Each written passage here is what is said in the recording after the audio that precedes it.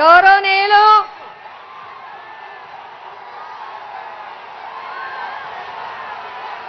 ముఖ్యమంత్రి వర్యులు భారతదేశానికి ఆదర్శ పాలన చూపించిన వైఎస్ జగన్మోహన్ రెడ్డి గారికి హృదయపూర్వక నమస్కారాలు స్వాగతాలు చెప్తున్నాం. నేను సార్ని ఒక్క మాట అడిగాను, ఇందాక అక్క చెల్లెమ్మలకి ఒక మాట చెప్తా ఉన్నాను. నేను ఒకే ఒక్క మాట సార్ అడిగాను, సార్ నాకు పర్మిషన్ ఇచ్చారు.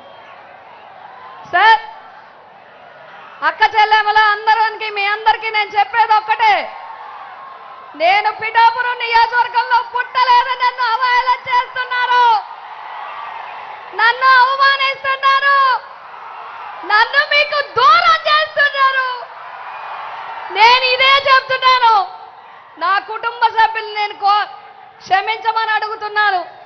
నా పిఠాపురమే నా కుటుంబం అని, నా మాటే శాసనం, నా పుట్టుక పిఠాపురంకి దగ్గర చేయలేకపోతే నా అంతిమ యాత్ర పాదగయలోనే జరగాలి.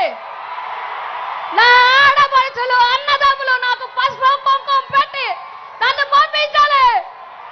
నేను పిఠాపురం నుంచే వెళ్ళిపోతాను, పిఠాపురం నుంచే వెళ్తాను. మీరు నన్ను పిఠాపురం నుంచే పంపించాలి.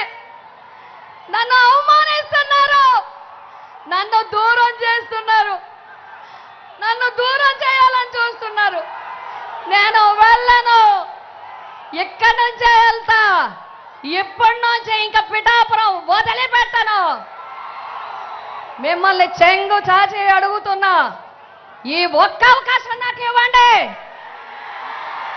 నా బిడ్డ సాక్షిగా నియోజకవర్గాన్ని అభివృద్ధి చేసి చూపిస్తాను.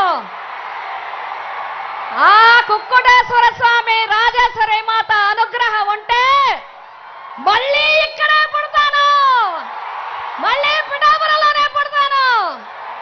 మీ రుణం తీర్చుకుంటాను అని చెప్పి మీ అందరికీ తెలియజేస్తున్నాను. నాకు ఈ అవకాశం ఇచ్చినందుకు జగన్మోహన్ రెడ్డి గారికి నా ధన్యవాదాలు తెలియజేసుకుంటున్నాను.